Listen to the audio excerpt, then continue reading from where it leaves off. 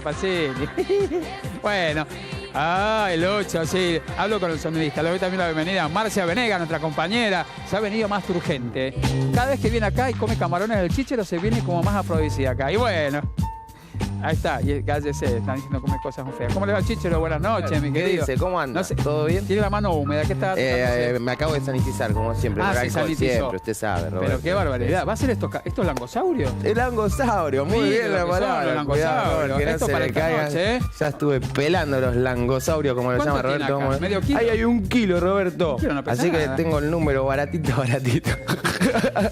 No quiero preguntarle cuánto va a costar este plato, porque es una barbaridad. Por Imagínense favor. la cabeza que tenía eso, ¿no? Bueno, no le preguntan, si ya siempre con esas cosas. No, pero por el tamaño del langosaurio, Sí. ¿no? Que le digo. Luego ¿Cuánto cuesta el kilo de langostino? Está entre 220 y 260 pesos. ¿En qué país? No, acá lo que pasa es que es algo que uno no se llena, ¿me entiendes? Pero cada tanto hay que darse Bueno, un esto gustito, para ¿no? un copetín, te quiero probar. Obviamente, ¿Y qué acá. va a sí. hacer? ¿El langosaurio con qué? Vamos a hacer unos langostinos con un vino rosado, un platazo divino. Súper heterosexual. el Sí, plato, sí, muy bien. sí. Perfumado con unas hierbas. Luego vamos a hacer unos ravioles de ternera riquísimos caseros, Sí. que ya los preparé. Sí. Y terminamos con un lenguado al vapor relleno de Bueno, espinaca. dígame el promedio de cuánto más Y o hoy menos hay que estamos hablando. Hay que tener 1000 pesos, Robert, para hacer el menú de hoy. O vender la bicicleta, o vender algo para... Voy a lo del Chichero a comer. Ahí, a dar una vuelta. Claro. Invita a la gente a su casa. Muy bien. Sí. Bueno, Chichero va a desarrollar. Usted sabe, somos un programa aspiracional. Nosotros tenemos ganas de, por ejemplo, hacer langostinos ahora. La semana pasada hicimos polenta. Pasamos de todo un poco. La vida es así. Pasamos de la polenta a los langostinos. Muy bien. De andar en auto, andar en colectivo o en tren. Es así, a mí me pasa todo el tiempo. Sí. De hecho, ahora tengo un autito que me ha prestado divino. Gracias a Toyota, que tengo un auto que me voy manejando por la ciudad. ¿Cuánto me durará? Lo que un pelón en la nieve. Bueno, no sé, quiero agradecer, pero bueno, es así. A mi amigo Santiago Roca y a Pablo Monge. Bueno, ¿qué dice? ¿Cómo le va? Ha llegado Diego de La Lupita. Vengo corriendo de Buenos Sí. Aires Market, así que disculpen. Qué bien. Aquí estoy. Bien, ¿son tragos para esta noche? Estos son limonadas, así que coloridos como lo qué ven. bueno. Limonadas frutales para arrancar Sí. un poquito más light y además Sí. con el fresco de que se vino el verano, todo. Bueno, Bueno, la primavera primavera. en la nieve, pero le cuento, todas las mañanas me han recomendado, yo lo hago hace muchos años, tomar un vaso caliente con limón. ¿Sabe? Bien. ¿Usted hace lo mismo? No precisamente. No sea agrio ni amargo, por favor. Que están buscando limonadas acá las chicas de arriba. ¿Vio? No se enojen. No, Ya. no. Hay gente que nos está visitando. Bueno. Buenísima. Gracias, Tampoco. Póngame la música acá abajo, no escucho nada. ¡Ay! ¿Cómo le va, por favor, Mirá qué chupamedia. Como sabía que venías vos. ¿Qué? La Bien, calavera mexicana por el Día de los bien, Muertos. Naola, Acá bien. está. Muy Este es bien. el Esnaola. Después de que se levanta a la mañana, uno lo ve así, es la fotografía misma del Esnaola. Sí. Están César y la pechugona de arriba para tomar. Bueno, ya lo vamos a invitar. Y aquí tenemos a la guadalupana, a la morenita del Tepeyac, ¿no? A la Virgen de Guadalupe, ¿es esa? Sí. Sí, la Lupita. La Lupita, como usted. La Lupita. Sí, señor. ¿Qué hizo el fin de semana? Sí. ¿Qué? ¿Qué? No tiene micrófono. Bueno, muy bien, después me lo cuenta, estamos con un problema de audio. Bueno, les estaba comentando justamente que vamos a analizar lo que vamos en realidad a conversar y no a revivir ese tremendo y espantoso momento que sucedió hace 15 años allí en los Estados Unidos. Recuerden, una de las ciudades más importantes del planeta, New York. Todo el mundo dice que la vida pasa por allí. Me refiero a la parte económica, a lo que son las tendencias. Todos quieren vivir allí. Así sea en un mínimo departamento, la gente trabaja casi... Sí, 24 horas por día para vivir en un estudio. O si no, hay gente que tiene muchísimo dinero. Pero de allí no se salvó nadie, ni el que no tenía, ni el que tenía. Cuando sucedió esto en el año 2001, nosotros estábamos prácticamente aterrados, aterrorizados, ajenos a lo que sucedía en los Estados Unidos, pero gracias a la televisión, digo gracias porque pudimos vivir de cerca uno de los tremendos momentos que ha tenido la humanidad. El ataque a las 2 torres gemelas, las Twin Towers. ¿Quién no conoció New York? Cuando arribábamos allí a los Estados Unidos, sobre todo a la ciudad de Manhattan, a la isla de Manhattan, se veían esas 2 torres altísimas, divinas, que era el emblema de los americanos. Era su orgullo. Y justamente, según lo que se dijo después, los terroristas le dieron al orgullo de los americanos. Dijeron de todo, ¿no? Para variar, pero se perdieron miles y miles de vidas. Recuerdo patente, yo vivía en Barcelona en ese momento, estaba por viajar a México para instalarme en México.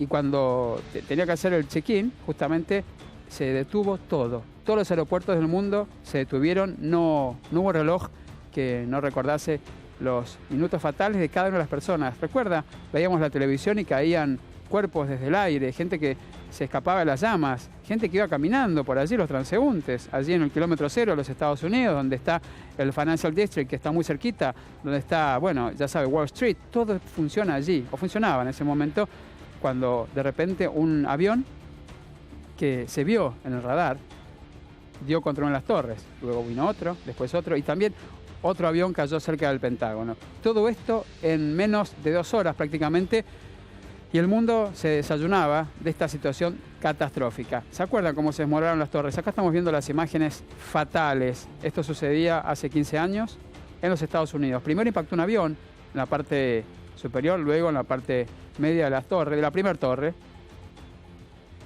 Y finalmente llegó el otro avión a tocar la gemela.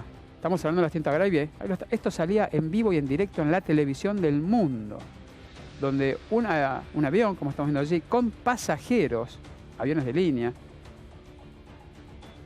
se incrustaban, se inmolaban de esa manera en esto que recorrió prácticamente el minuto a minuto en cada una de las cadenas mundiales de televisión. La gente también se acercaba allí. Imagínense, estamos hablando de miles y miles de personas, cientos de metros de altura. Así se fue desmoronando la torre hacia abajo por la manera que estaba construida, ¿no? Cosa de que en cualquier derrumbe o algo no se expandiera. Y aquí estamos viendo lo que sucedía en los Estados Unidos aquel 11 de septiembre. A través de mi Twitter, @RobertoFunesU, si lo pueden poner allí, les pido que me cuenten dónde estaban en aquel entonces, qué estaban haciendo, cómo les llegó la noticia, estaban en un aeropuerto, estaban trabajando, estaban mirando televisión. Aquí estamos viendo el ataque que cambió el mundo. El ataque a las Torres Gemelas. Aquí se despliega la bandera americana, se despliega la bandera americana. Esta es la foto icónica del hombre que saltó al vacío. Dios mío, lo que estamos viendo fue parte de la historia de la humanidad, es parte de la historia de la humanidad. Las Torres Gemelas hace 15 años se derrumbaban y caían en la más absoluta desgracia. Y los Estados Unidos, obviamente, contaban una historia. Aquí estamos viendo el tercer avión, el segundo, que impacta con la otra torre. Fueron 3 los aviones que impactaron en ambas torres, un cuarto avión, 2 aviones impactaron en las torres y un tercer avión impactó cerca del Pentágono y otro también en las afueras de Washington. Aquí estamos viendo esta imagen que, claro, fotografías, mire, hoy revisando internet, revisando Instagram, revisando Twitter, revisando cantidades de redes sociales, de gente que estaba allí, la bandera de los Estados Unidos flameando sobre estas torres, ¿no? Una foto que mire, si usted no conoce Nueva York o no conoció Nueva York, cualquier película, cualquier documental, cualquier postal tenía como imagen de Manhattan, la isla de Manhattan, la isla en la que todos quieren vivir, la imagen de las Torres Gemelas. Siempre por algún momento y por algo, sí, de moda y por algo de costumbrismo y porque eran las Torres Gemelas, siempre estaban allí como el anhelo de todo el mundo. Eran la cúspide del mundo, la cima del mundo. Y usted se dio cuenta que a través de estas imágenes y lo que sucedió en aquel momento, la cima del mundo no era tal ahí. Finalmente, la gente que falleció allí es gente como usted, gente que iba a trabajar, gente que estaba operando allí desde sus oficinas, transeúntes, niños, gente grande. Para esto y para ampliar estas tremendas crónicas de lo que sucedió allí en los Estados Unidos está Horacio Calderón, que es un amigo nuestro y un analista internacional que nos va a contar cómo el mundo evolucionó. Yo no sé si evolucionó después de esto. Horacio, buenas noches, gracias por acompañarnos. No, nada más, por favor. Porque estamos viendo imágenes que son tremendas, imágenes que la gente no se puede olvidar. Después, bueno, vino una debacle económica mundial, los aeropuertos ya no fueron los mismos. Exacto. Todo lo que era un sistema de seguridad, que era una cuestión de rutina, lamentablemente se transformó en prácticamente una especie de martirio, digamos. Una inspección donde hasta te hacen sacar los zapatos, donde cualquier persona podía ser, cualquiera de nosotros podía ser un futuro terrorista o un sospechoso, porque eso cambió por concreto todo. En todo el mundo. Sí, ha habido fue un cambio de paradigma, ¿no? Sí. que siguió a lo que fue el derrumbe del bloque comunista soviético, ¿no? Sí. Pero evidentemente a partir de estos ataques cambiaron todas las, incluso no solamente, por supuesto, el cambio de paradigma, las convenciones internacionales, las convenciones, por ejemplo, de Ginebra, en fin, cambió todo el mapa del mundo. Vamos a abrir aquí el plano, si le parece al director, si es tan gentil, lo que sucedía allí en los Estados Unidos. Esta fue la imagen, ¿no?, que recorrió, que estamos viendo el impacto del primer avión. Que venía un avión inclinado, ¿no? Un avión inclinado. Sí, con 62.000 litros aproximadamente de combustible. Sí. El primero estaba piloteado por Mohamed Atta, que fue digamos, el jefe del operativo, ¿no? Luego vino el segundo avión. La gente ya ahí estaban las cámaras cerca y lo impresionante. Bueno, recordemos que en aquel momento los teléfonos celulares no captaban las imágenes como las captan ahora. Todo esto fue a través de la televisión americana, CNN, CBS, la BBC, todos estaban allí, Al Jazeera, todos los camarógrafos que fueron contratados. Mire, yo conozco y tengo amigos que estaban allí trabajando. De hecho, vamos a hablar en unos instantes con María Inés Ferré, una colega nuestra en los Estados Unidos. Fueron derivados de sus puestos al kilómetro cero. ¿Cuánto tiempo estuvo allí? Cuénteme también, usted en su casa, cuénteme a través del Twitter, ¿qué sintió cuando vio estas imágenes escalofriantes? Calderón. Bueno, yo estaba en mi casa, sonó el teléfono, era Walter Gubar, un colega periodista que ustedes conocerán bien, que así desesperado, diciendo, Horacio, ¿estás mirando esto? Bueno, y obviamente se están cayendo las torres. Digo, ¿qué torres? Las Torres Gemelas. Y realmente, bueno, yo a partir de ese momento después no paré durante 2 o 3 días de hablar, ¿no? Al punto que estuve prácticamente con recomendación de reposo de cuerdas vocales, espantado como todo el mundo, ¿no? La foto que estamos viendo, la foto icónica, la foto de este hombre que se lanzó al vacío, tal cual como usted está escuchando, la tomó Richard Drew después del ataque del 11 de septiembre. Aquí estamos viendo esta foto, que fue tomada por el fotógrafo Richard Drew en un día de enorme tragedia. El hombre que cae es una de las pocas imágenes ampliamente difundidas que muestra a alguien muriendo. Exactamente. Prefirió arrojarse al vacío, ¿no? Así es. Como lo dice aquí el texto, ¿no? El hombre que cae es una de las pocas imágenes ampliamente difundidas que muestra un hombre muriendo en cámara, en vivo y en directo. Esta foto fue publicada en los Estados Unidos después de los ataques, pero la reacción de los lectores forzó a que temporalmente quedara en la oscuridad. Claro, esta foto era tan impactante, tan sensible quedó el mundo entero, el planeta completo, que esta foto se resguardó durante un tiempo atrás. ¿Qué sucedió, Calderón? ¿Por qué de repente los Estados Unidos ha sido durante muchos años y ahora aún más el foco, ¿no? Recordemos lo que sucedió en Miami, en esta discoteca, después todo lo que ha sucedido a nivel internacional como en Europa, tanto en Francia, lo que sucedió también allí en Londres. Pues yo creo que acá, en el caso de Estados Unidos, sin caer en teorías conspirativas, había suficiente información, no sobre la posibilidad de un atentado de esta magnitud, ¿no?, sino de el uso de aviones como misiles, porque en 1994 se abortó una operación que se llamaba Operación Bojinska. Una de las partes tenía el objetivo de matar al Papa Juan Pablo II, la otra secuestrar nada menos que 11 aviones, cargarlos con explosivos y hacerlos volar. Esa operación fue abortada. ¿Cuánto tiempo duró la caída de estas torres? Porque fue en el día. 1 hora y poquito más. Porque lo que se dijo también, lo que se supo, que posteriormente de haberse caído este monumento, porque era un monumento a la humanidad, al trabajo del hombre, a lo que era el diseño y demás, se había recalentado todo lo que eran los cimientos y sobre todo todas las estructuras de hierro, que eso también produjo. Exactamente. Esto estuvo totalmente premeditado, además que se conocía perfectamente premeditado. Se conocía perfectamente la estructura de cada una de las torres. Se calculó, se calcularon todos los detalles, lo cual demuestra no solamente la pericia que tenían o que tuvieron inclusive para entrenarse los atacantes, el planificador que es Khaled Sheikh Mohammed, que está en este momento en Guantánamo, que fue realmente el cerebro de todo esto. Bueno, pero el conocimiento que ellos tenían de todo, ¿no? Los movimientos de aduanas, los movimientos de los aeropuertos, tenían un conocimiento acabado y muy sofisticado de cómo poder penetrar las defensas de los sistemas de seguridad e inteligencia de Estados Unidos. Acá estamos viendo el primer avión que impactó en la torre, en la primera torre. Exacto. Sí. Que hay que calcular ahí son 25.000 galones de combustible. De combustible. Que son más o menos, creo que 62.000 litros. El segundo avión fue el que impacta en la otra torre. En la otra torre, muy pocos minutos después.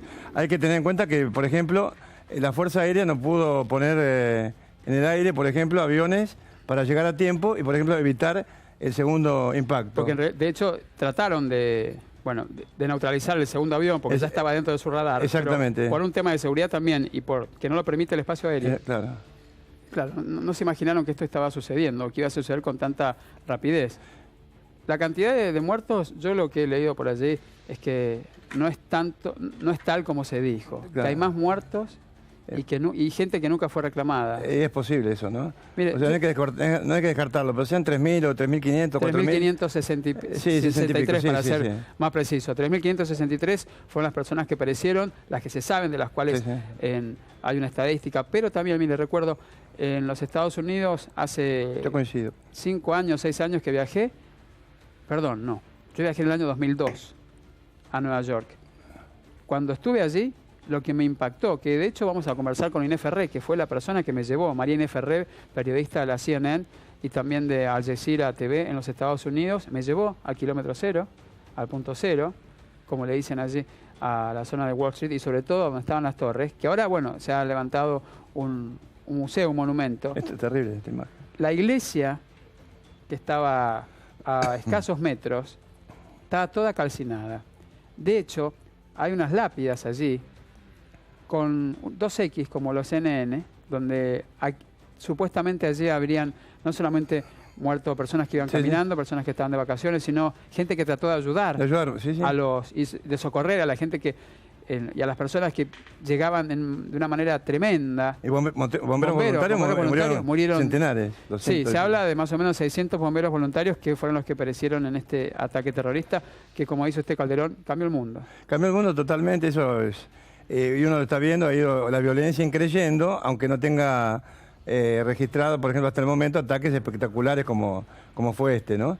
Pero yo creo que había, en Estados Unidos hubo una, por lo menos, enorme negligencia, ¿no?, con respecto a las informaciones que había, porque, por ejemplo, eso es importante. Y a la seguridad, ¿no? Claro, pero, por ejemplo, 2 de las personas que entraron, 2 de los atacantes, entraron con documentos que en cualquier momento del mundo, en cualquier, digamos, aeropuerto del nivel de lo que hay en Estados Unidos, debería haberlo claro. Sí. Después el FBI advirtió, por ejemplo, y no se le dio importancia, advirtió de la presencia de 2 aeronaves que están sobrevolando la zona. Sí.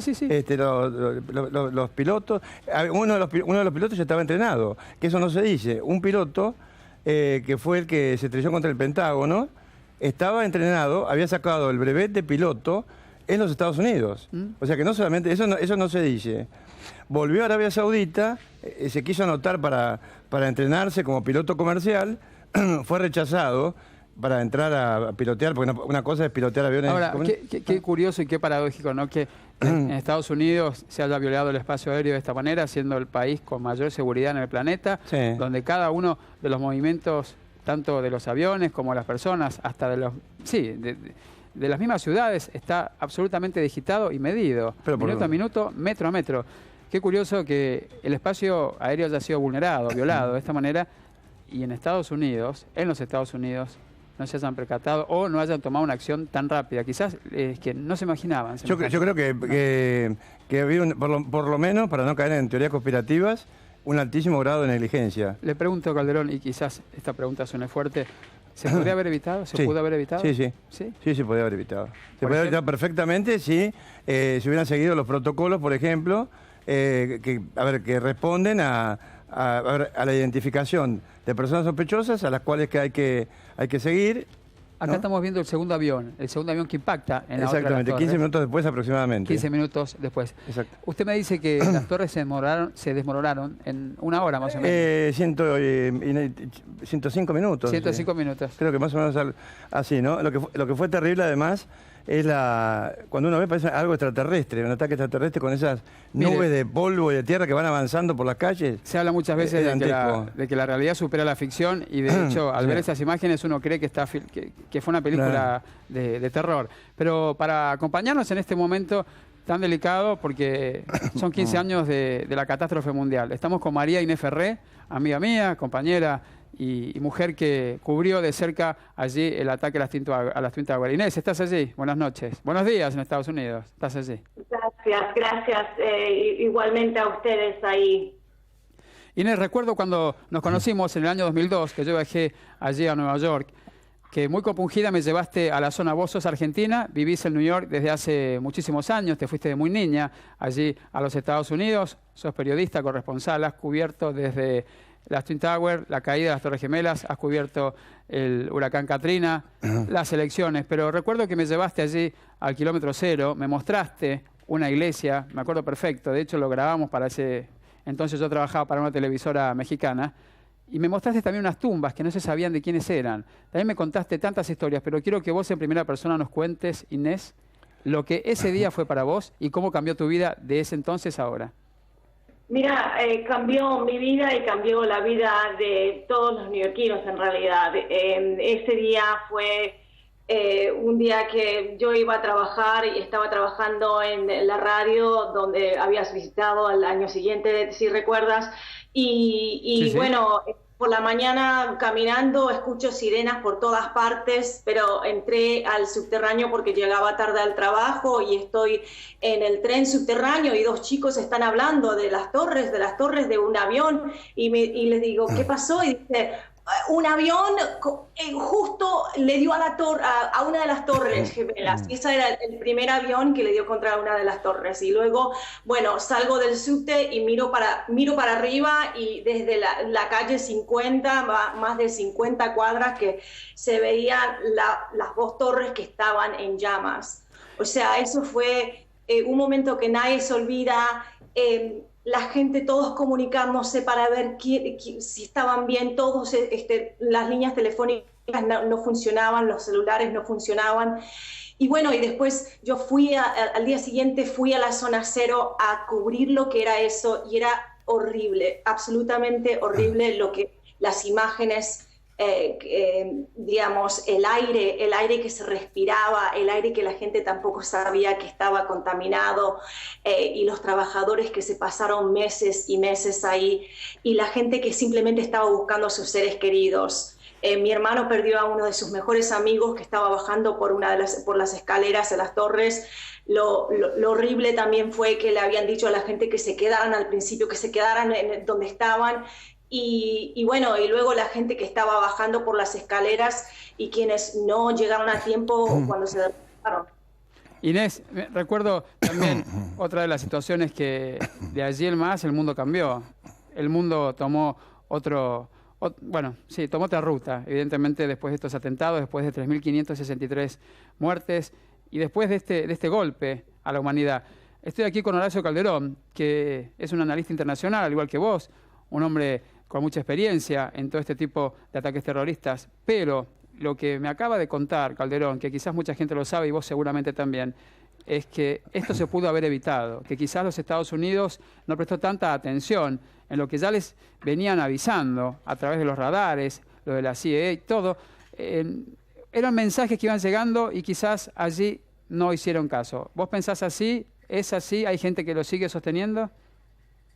Sí, o sea, definitivamente que errores se encontraban luego cuando se miraba hacia atrás, decían, pero ¿cómo pudo ser que estas cosas que digamos no prestaron atención a estos mensajes, a estas señales, a identificaciones falsas, entrenamientos de aéreos en Florida, o sea, tantos errores que se cometieron, que uno se pregunta, sí, se pudo haber evitado esto. Definitivamente que hay quienes dicen que sí, que esto es algo que si el gobierno hubiera prestado más atención, si hubiese habido más vigilancia, que entonces algo así se podría haber evitado. María Inés, ¿qué tal? Buenas noches. Yo quería preguntarte porque tanto George Bush, el presidente, en ese momento, como Condoleezza Rice, afirmaron que ellos no tenían conocimiento de la utilización de aviones como misiles, ¿no? Como misiles. Lo que yo querría preguntarte es lo siguiente. ¿Ellos no sabían acaso que existió la operación Bojinska, que consistía primero, una de ellas, una parte de la operación, asesinar al Papa Juan Pablo II? Segundo, secuestrar 11 aviones y hacerlos explotar en el aire. Tercero, utilizar un avión cargo y hacerlo explotar en la base de la CIA en Langley, en Virginia, ¿no? Entonces, ¿qué podrías decir tú de eso? O vos, perdón. Sí, o sea, digamos que ellos fueron criticados también mucho por decir eso. Hay quienes decían, pero ¿cómo puede ser que están diciendo que no sabían que los aviones podrían ser utilizados como misiles? Y también las advertencias y lo que se sabía también de Osama Bin Laden y de los planes que tenía para destruir Estados Unidos. O sea, definitivamente que hay mucha gente que criticó a Condoleezza Rice y también al presidente Bush por eso. Inés, tu trabajo como periodista, como corresponsal, como enviada especial a la zona cero, yo le llamo kilómetro cero, pero bueno, tú me has enseñado que es la zona cero. ¿De cuántos días fue? ¿Cuántos días estuviste allí? ¿Cuántos días estuviste contándole al mundo entero lo que veías, lo que respirabas, lo que sentías, lo que escuchabas? Mira, fue por semanas que estuve ahí y al principio la cobertura era todavía tratando de encontrar a sobrevivientes. O sea, al día siguiente todavía se esperaba que iban a poder encontrar a gente. Y los familiares que estaban simplemente con fotos y que estaban pasando por el área y preguntando si habían visto a su ser querido. Y después era remover los restos, los escombros y tratar de recuperar lo que se podía de la gente que falleció ahí. Y bueno, y todo lo que viene a ser la limpieza. Pero te digo que fue algo definitivamente lo más fuerte que he visto en toda mi vida, lo más fuerte que he cubierto en toda mi vida y lo más triste realmente. Y ese día, recuerdo el día que ocurrieron los ataques, por días y días después de eso, el olor que había en la ciudad de Nueva York, no sabes, era un olor como a quemado, era horrible. Nunca deseo que la gente tenga que pasar por algo así. Era algo como... nunca me lo hubiera imaginado. Inés, estamos hablando de 3.016 personas, 6.000 heridos. Estamos hablando también de 24 terroristas que fueron allí, bueno, dados como muertos. Pero también lo que se sabe, que hay gente que nunca fue reclamada. Hay gente que murió allí, la cual nunca se encontró, que sus familiares creen que su hijo, su sobrino, su primo, su amigo estaba allí caminando con cualquier persona. ¿Se sabe eso? ¿Realmente se llegó a la cifra final de la gente que murió en el atentado de Nueva York? Sí, bueno, o sea, la cifra final de las torres de 2.753 creo que fueron, y después luego con los aviones, con el United Airlines en el 93, y bueno, y también todos los bomberos y policías que fallecieron. Pero como bien dices, o sea, mucha gente no recuperaron nada, o sea, simplemente cuando esas torres bajaron... todo fue destrucción total. Entonces no tienen ni un resto para enterrar. Les dieron banderas. ¿Conoces el acto de heroísmo de un piloto que salió por ejemplo, con el avión F-16 desarmado y que estaba dispuesto a estrellarse contra el tercer avión que no se sabía dónde iba a dirigirse, ¿no? Sí, también. Sí, y hubo muchos, o sea, y también la gente de el United 93, que Exacto. Básicamente que los pasajeros tomaron las cosas, ese avión en sus propias manos. Eso fue completamente un acto de heroísmo. Y hubo hubo mucho heroísmo esos días. Ese día, el día de los ataques y los días siguientes. O sea, la gente que salió a ayudar, la gente que ofreció que se quedaran en sus hogares, que abrieron sus casas. Toda la gente que ofreció ayuda fue increíble. Vamos a repasar los aviones, ¿no? Porque el primero que impactó fue el de American Airlines, el segundo, el 175 de United Airlines. Sí. Posteriormente un tercer avión, que es el vuelo 77, que impactó cerca de las fachadas del Pentágono. Y como decían aquí con Calderón, el cuarto avión que perteneció al vuelo 93, que se han hecho infinidades de películas y documentales, cómo fue secuestrado el avión, cómo en teoría o no los pasajeros pudieron comunicarse con sus familiares, que no alcanzó el objetivo, pero que cayó cerca de un campo abierto con mucha suerte, ¿no? Bueno, obviamente perecieron todos sus pasajeros y la tripulación. Pero, Inés, hoy los Estados Unidos, ¿cómo se para ante esta situación tan dramática, llegando a las elecciones presidenciales? Por un lado tenemos a a Donald Trump, y por otro lado la tenemos a Hillary Clinton, donde ayer, en un momento de humor y ironía, Hillary Clinton le tomó el pelo, le tiró unos palos a Donald Trump y viceversa, ¿no? Donald Trump le contestó, donde además se tocó este tema, ¿no? Hoy tuvo una compostura muy fuerte. Así es. ¿Cómo se prepara los Estados Unidos después de semejante impacto, siendo el 11 de septiembre, y que sus dos candidatos presidenciales estén en las antípodas? Sí, mira, hoy hubo actos de conmemoración en Nueva York, también en Pennsylvania, en Washington, y hoy inclusive Hillary Clinton se descompuso, parece ser que o se desmayó. Ella dice que dijeron que fue que se acaloró, pero ahora parece ser que tiene neumonía. Así que un poco que eso fue una noticia de hoy cuando estaba en un acto de conmemoración y se tuvo que ir porque no se sentía bien. Pero mira, aquí todos hoy recordaron el 11 de septiembre, 15 años después. Ya sé que fueron 15 años, pero para la gente que lo vivió, lo recuerdan como si fuese ayer. Inés, ahora que esto sucedió, que ha quedado el antecedente de las Torres Gemelas, bueno, el periodismo lo ha tomado ya prácticamente como un antes y un después. En tu caso también, ¿no? Vos estuviste allí junto a otros corresponsales. ¿Cómo fue también la apertura, ¿no?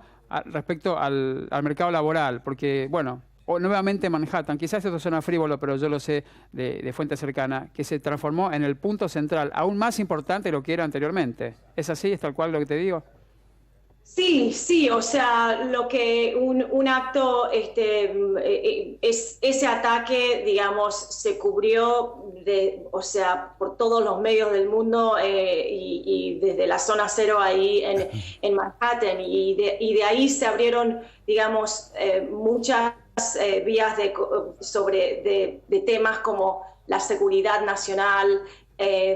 O sea, cómo estamos manejando el tema de seguridad en Estados Unidos, y hay mucha tela por cortar, y bueno, y luego todo el tema con la política y las elecciones, etcétera. Así que definitivamente que eso, digamos, cambió también un poco el panorama del periodismo en Estados Unidos. Y sí, las noticias en Estados Unidos, casi toda la noticia se origina, Nueva York, entre Nueva York y Washington. Todo lo que viene a ser entre Nueva York y Washington es el Eastern Corridor, el corredor del este, y viene a ser de donde se el origen de las noticias en Estados Unidos, desde donde se toman las decisiones también. Inés, muchísimas gracias por acompañarnos. Siempre, ya sabes, mi cariño hacia ti, mi admiración completa. ¿Dónde estás ahora trabajando, además de tantas cosas que yo sé que haces, porque has trabajado en CNN, estás en la BBC, estás en Al Jazeera? ¿Dónde te veo ahora? Porque estás en el Breaking News también.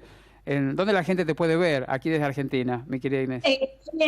Acá ahora estoy con un canal que se llama NBC y Telemundo, es parte de NBC Universal, y tienen un canal en español y también en inglés, NBC y Telemundo en español.